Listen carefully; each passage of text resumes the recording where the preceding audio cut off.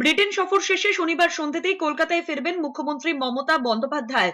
Heathrow বিমানবন্দরে অগ্নিকাণ্ডের জেরে তার লন্ডন পৌঁছতে দেরি হওয়ায় সেখানে গিয়ে ফের একবার সরাসরি লন্ডন কলকাতা বিমান পরিষেবা চালুর দাবি জানান মুখ্যমন্ত্রী।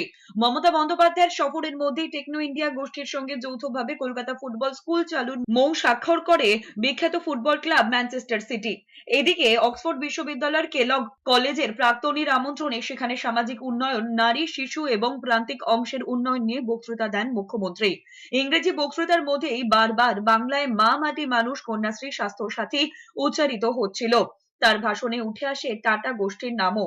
টাটার নাম উচ্চারিত হতেই সভাঘরের একেবারে পিছন থেকে মৃদু গুঞ্জন শুরু হয়। কয়েক সেকেন্ডের মধ্যে বিক্ষোভ কলরবের আকার নেয়। দেখা যায় হাতে গোনা কয়েকজন পোস্টার নিয়ে বিক্ষোভ দেখাচ্ছেন। মুখ্যমন্ত্রী যখন তাদের জবাব দেন তখন করতালিতে ফেটে পড়েছিল সভাকক্ষ।